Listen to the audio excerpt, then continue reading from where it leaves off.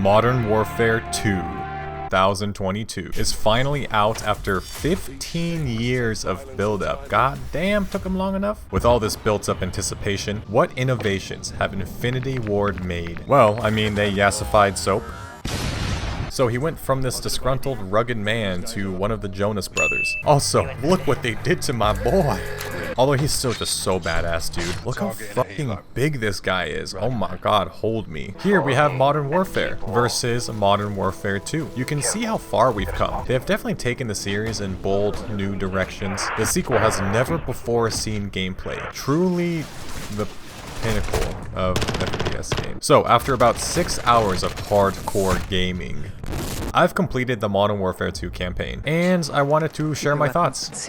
The two main villains of the game. We have Cartel and Mr. Cartel. I am a massive fan of Call of Duty campaigns. I think they can be some very fun, memorable thrill rides. The Michael Bay of video games. A lot of people compare Call of Duty campaigns to roller coasters. Very linear, high octane.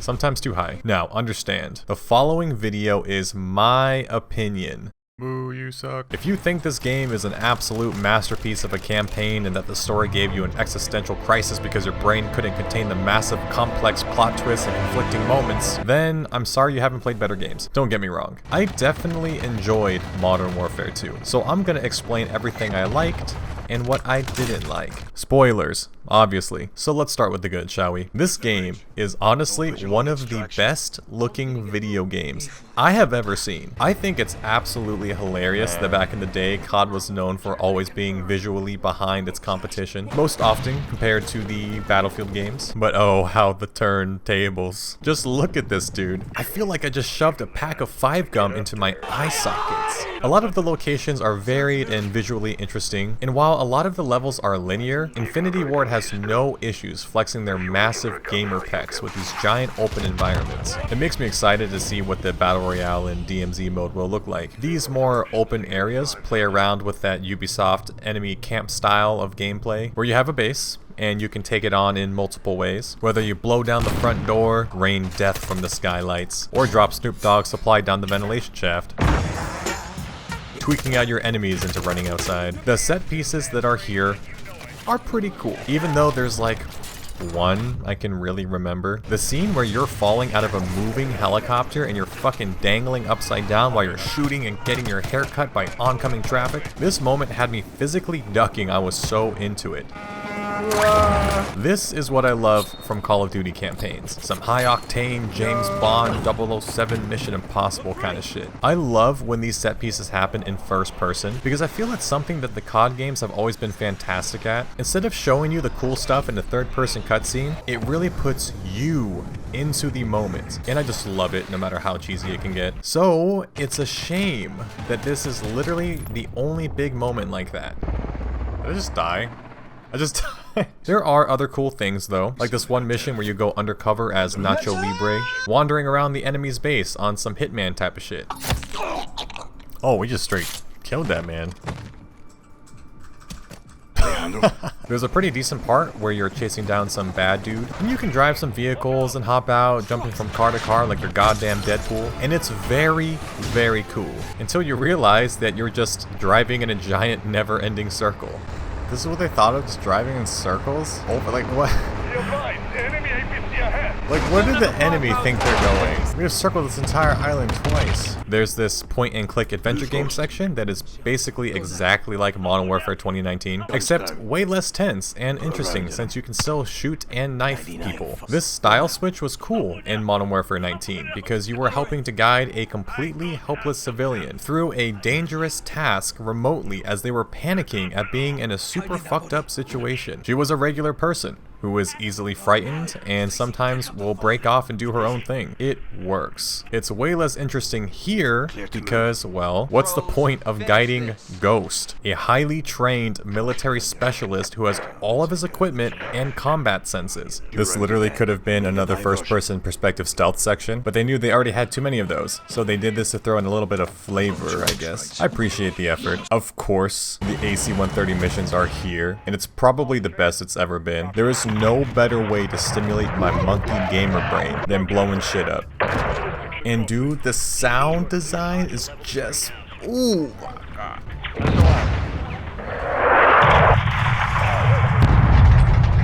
That's so cool. That quality is throughout the entire game. Finally, there's my favorite mission, Alone. In this section, you get to play Minecraft.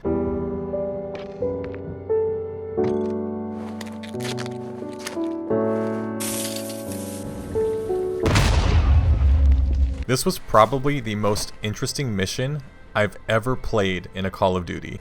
This is kind of spooky, even if it was really fucking hard. Starting from a slow, injured soldier and slowly gathering trash to makeshift weapons to survive, slowly building back up your strength and arsenal to the badass soldier you normally are, is very, very cool. It really makes you feel like an insanely skilled warrior, able to survive off the land no matter the circumstances. The AI really shines in this section too, because god, are they smart. Their callouts, ways they investigate fallen teammates, and search buildings is genuinely scary.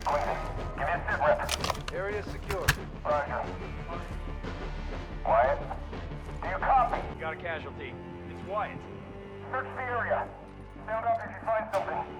All shadows, set security. We have a potential threat in the area. You feel extremely vulnerable being hunted down by smart AI up to a certain extent. You can definitely still cheese the AI because, well, it's still Call of Duty.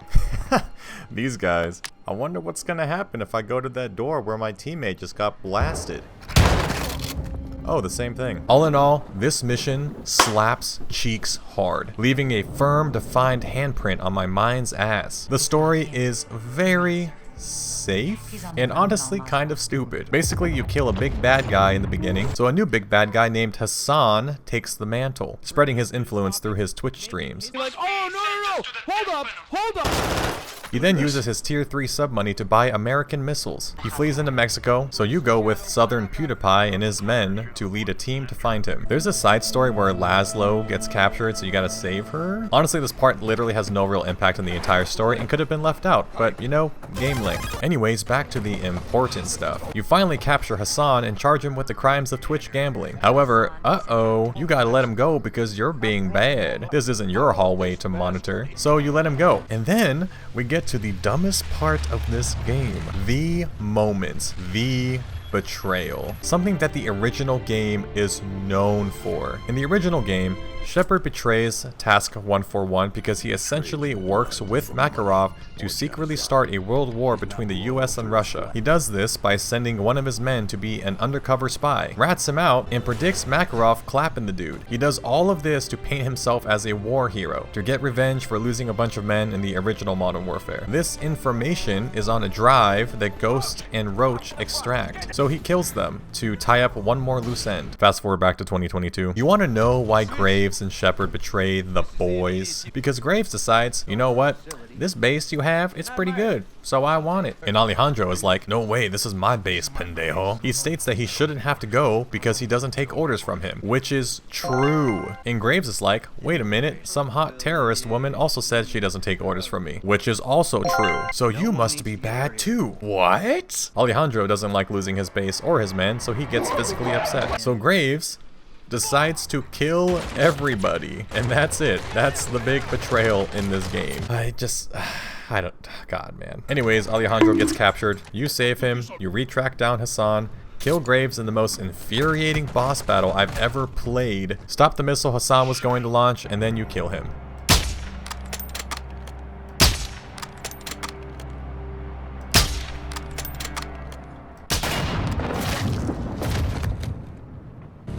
Perfect show, LT. And then the game is just like, the end. Oh, and here's a little tease at the Makarov stuff. Makarov.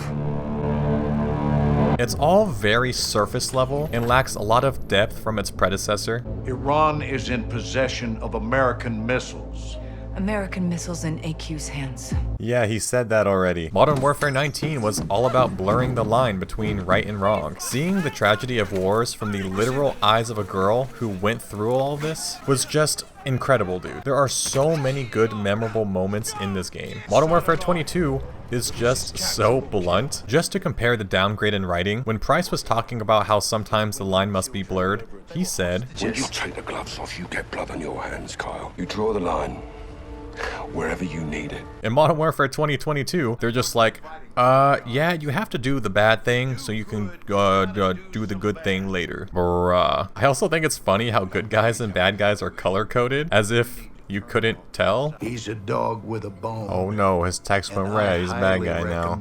This is your last chance to change your mind. It's too late, his text is already read. So in this section, let me clarify one thing. This game is not bad by any means. A lot of this game has that generic shooting gallery, go from point A to point B, clearing rooms. This is just to be expected. Obviously, this kind of stuff is in all the other COD games. If you like it, you like this. If you don't, you won't like this. So much of this game's actual gameplay consists of slowly following a path or your companions, taking out targets from afar or silently up close.